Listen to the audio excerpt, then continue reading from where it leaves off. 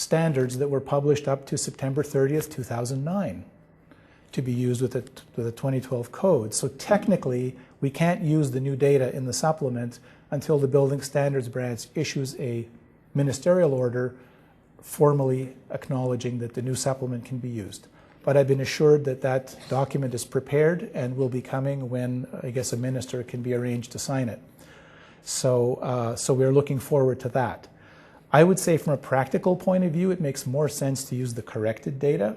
In some locations, it makes a really big difference. If you're in Abbotsford, the difference between the old data and new data is substantial for wind load. However, as I say, technically, building officials may require that the older data be used until it is formally recognized. It also has open and rough terrain definitions, which are a bit confusing and a little incorrect in that they don't correspond to those in the building code, and that's an editorial issue. So the Fenestration Association of BC has issued a technical bulletin that explains the use and limitations of the supplement and corrects the definitions. And if you would like a copy of that, you can contact me or the Fenestration Association of BC. The document, we've requested that it be distributed through AIBC to AIBC members and to APEG members. So it's supposed to be filtering its way through the appropriate channels to get out to the design community. But it's important to be aware of those issues, which I'll summarize for you here. But if you want the actual, chapter and verse on the issues, it's in this bulletin. So I mentioned that the supplement has been updated. Open and rough terrain definitions. Here's what's been confusing to people, and I'll point this out because the builders in the audience are probably already dealing with these issues in terms of local building officials, and open and rough terrain definitions have become a hot item here in BC because they're critical in terms of what is the performance grade you're going to end up with. And any lack of clarity around these definitions makes for a very confusing situation. So in the supplement, open terrain is defined as level terrain with relatively few buildings, trees, or other obstructions, and relatively little open water or shoreline. And that's the confusing part. If you struck out and relatively little open, you'd have the right definition. Essentially, open terrain, there's nothing protecting you from the wind. You're getting 100% of it, right? That's the concept behind it. However, this and relatively little open water or shoreline had led some people to conclude that if you're beside a shoreline or open water, relatively little open water, I've got a lot of open water or shoreline, so I guess I'm not in open terrain, I must be in rough terrain. So as I say, it's not logical, but it is, people have misunderstood that original definition to mean the opposite of what it is intended to mean. The building code definition is level terrain with only scattered buildings, trees, or other obstructions, comma, open water, shorelines. Open water and shorelines are examples of open terrain. It's as open as it gets. The other error is a minor one, and rough terrain is defined as suburban, urban, or wooded terrain extending upwind from the building, uninterrupted for at least 1 kilometer or 20 times the building height. So you need a pretty tall building for 20 times the building height to be greater than 1 kilometer. But the supplement has 10 times the building height, and I think that's just another 2005 to 2010 code difference perhaps. But the real definition is 1 kilometer or 20 times the building height. So, but if you remember the key concepts here, open terrain, no shelter from wind, rough terrain, you've got 1 kilometer of planting and buildings around you uninterrupted to provide you with a rough terrain situation. So what does that look like? For one of my presentations, I did a few aerial Google shots of Penticton just to make it clear. If you're on the open water here, you're in open terrain. If you're on these agricultural flats, you're in open terrain. Rough terrain looks like this, okay? But to be rough terrain, you need 1 kilometer of this stuff all around you, unless the wind only blows in one direction where you are, and then you don't have to worry about it in the to be upwind of you. So you need a sizable amount of roughness to be in rough terrain. And if you're in between open and rough terrain, good luck. You need an engineer. You got to pay an engineer to do the calculations for you, and it's probably easier just to forget about it and choose one or the other. So unfortunately, that's what we're left with, is open and rough terrain definitions. So looking at Google Maps and Penticton here, I got a scale here where that circle represents a 1 kilometer radius or a 2 kilometer diameter. And if you figure, is the building in the center of that circle in rough terrain? I guess by zooming in a little bit, you'd probably see that yes, it's surrounded by a good kilometer of buildings and planting all around, and you're in a kind of a suburban area, and you can use the rough terrain values. Your wind load is going to be lower than you would be in open terrain. But if you're over here, even though you've got substantial buildings around you, you do have flat agricultural land on one side and open water within a kilometer of where you are in both ways. So this is kind of in between open and rough terrain, but if you had to choose one or the other, you'll be open. And if you look at over here, again, you're kind of close to a road that separates you from the airport. So you've got wide open spaces here. Even though you've got rough terrain on 3 sides, on one side you're open. And so again, you're probably here in open terrain. If you have to make that judgment without the help of an engineer, these 2 red homes would be in open terrain and the yellow one would be in rough. But then the question comes up, well, wait a minute. If we zoomed in here, and no, can't do that. Anyway, if we zoomed in, we'd probably notice that there's an elementary school here and a high school over there with large playing fields. Does that compromise the definition of rough terrain? No good answer to that question. But if you asked 4 engineers, you'd get 4 answers. So I think in many cases they'd say it doesn't, but the definition is very literal, uninterrupted. What is uninterrupted? Is 100 or 200 meters of open field interrupting your rough terrain? So under the circumstances, people are opting to use the most conservative and safe definition possible. And as a result, well, we'll talk about that in a moment. So these are the things you have to deal with. The building code told us to choose windows and doors that are appropriate for the location that they're in, to determine the performance grades using the Canadian supplement. We've been given the Canadian supplement, but we have to use some judgment in using it. The supplement recognizes 3 ways to determine wind loads. Of course, you can use detailed calculations per Part 4 of the building code. Engineers can do that for any kind of terrain, any kind of situation. That's, of course, permissible. It has a simplified formula that anyone can use. It's a little less accurate, but on the conservative side. So you won't get a wrong answer. You'll probably get a safe answer. It's less accurate than the calculations an engineer would do, but it's more convenient. Gives you a safe answer. And the formula is a standard formula any engineer would recognize with gust factors and exposure factors and things like that. And the supplement gives you default values for most of these factors, and that's what gives it a kind of a safe all-around load.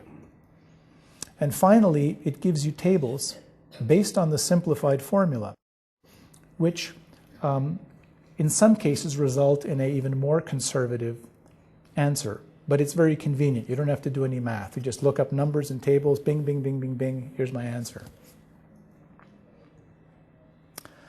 So the limitations of this supplement, it only applies to very clear-cut open or rough terrain definitions. If you need to determine a load between open and rough terrain, you need engineering calculations. And because of the difficulty in deciding how rough do you have to be before you're rough, most building jurisdictions are declaring themselves to be open terrain, period. I've heard that Mission is all open terrain. Most of Vancouver Island is all open terrain, regardless of where you are, regardless of what's around you. And this has kind of upset the apple cart because a lot of people planned their test programs based on lower loads than they're now required to use for code compliance when the building departments determined, no, we want you to use the open terrain values. No shelter from the wind, higher wind loads, higher driving range wind pressures. That's making life difficult for some people. Second limitation of the formulas, the simplified method and the supplement, is it only applies to level ground, ground with a slope of 10% or less. It doesn't apply to buildings on hills or escarpments because, you know, you might be on the ground floor or even the 5th floor of a building here on the escarpment, but for all intents and purposes, you're on the 25th floor if you're looking at it from down here. So the supplement won't give you a right answer there, and it doesn't apply on steep slopes, steeper than 10%, because the wind can speed up in those conditions, and you have to use the formulas the building code refers you to make those calculations for these conditions. So you're basically looking at engineers to help you out in these conditions. So the supplement works great if you're in Manitoba. Pretty much the whole province can be done by the book. In fact, you can pretty much say if you're anywhere in Manitoba, it's PG-35, open terrain, that's your target. No problem. If you're in BC, with the coast, the mountains, the hills, the open water, and the narrow communities that follow the coastline, it's not very useful, or not very helpful, I should say. Was there a question here? I just wanted to know how do designers deal where the bottom half of the building is nicely sheltered and the top part is more exposed? Yeah, the question is how would you handle the bottom part of the building sheltered, the top part exposed? If it's a taller building, I would say you should be relying on your engineers to provide that information. Or if you are going to have, if it's like a Part 3 building, you're going to have letters of assurance, and there will likely be a requirement for an engineer to design the fenestration system for the building code loads. That engineer will make those determinations. So the supplement is really most useful, you could say, for Part 9 in BC, where there are no professionals. But BC is the only province in Canada that requires, very clearly delineates the responsibility of who's responsible for the structural performance of fenestration in complex buildings. And through letters of assurance, we require that there be a professional engineer looking after that. In many ways, that gives you much more certainty than NAFS testing or the Canadian supplement, because that engineer uses the training that he or she has to make the appropriate determinations. In the absence of using an engineer, the supplement provides you with simplified methods, and as long as you're within the parameters of what those limitations are, you can use the supplement, and it will give you safe, conservative values for those things. But when you're sort of in these weird situations, like you say, if it's half sheltered and half exposed, you don't have the ability to make that determination. You'd probably need to rely on an engineer to provide guidance for you there.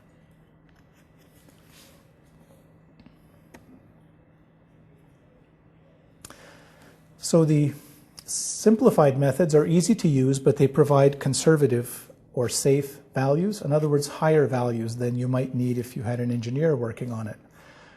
One of the things a supplement doesn't look at is the shape of the building, and so that can have a big impact on wind loads, so the supplement takes the safe way out. Another question there?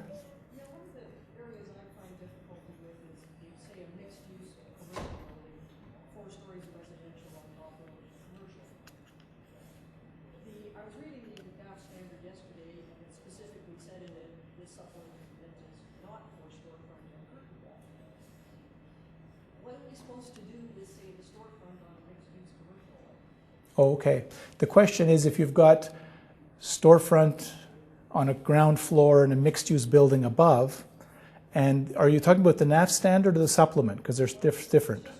What are we supposed to specify for storefront? Okay. I'll get to that a bit later on towards the end of the presentation. Okay? Okay.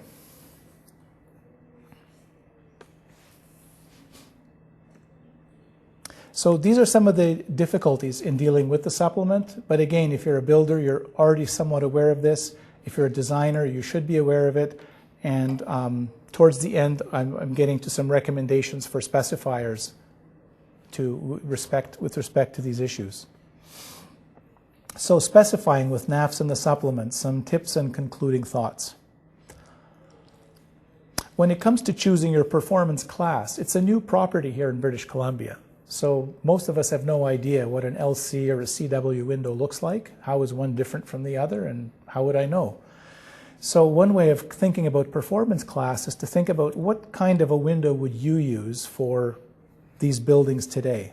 A 1- and 2-family home, some kind of multifamily building, a mid-rise or a high-rise building.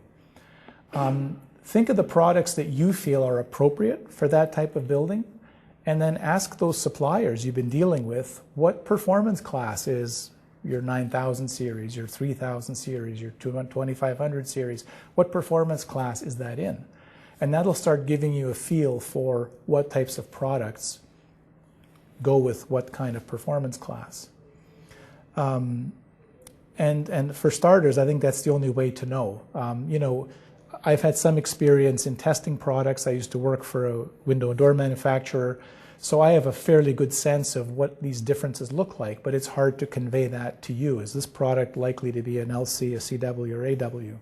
So that's one way when you're specifying, is to work with the people and the products you've already worked with, figure out what class their products are in, and as a specifier, you can optionally choose to specify performance class or not. It's up to you. So it's not a building code requirement. But it can be useful in filtering out the kinds of products that would be able to bid on a project. And that's where sometimes you might want to say, no, I want a more durable type of project here. This is a hospital or this kind of a building or that kind of a building. I'm going to want a performance class LC or CW or AW. And in that way, you're going to restrict the available products that would bid on that project to the ones that have those properties. So that would be a useful way to use performance class. When it comes to choosing your water penetration resistance, if you're using envelope consultants, you can use them to provide their professional opinion. Similarly for design pressure, or in the absence of them, or if you wish to do it yourself, you can use the Canadian supplement. Again, as long as you're within more or less level terrain, open and rough, the supplement will give you safe working answers for those properties. And of course, understanding those limitations, you could use an online calculator to help you out with that.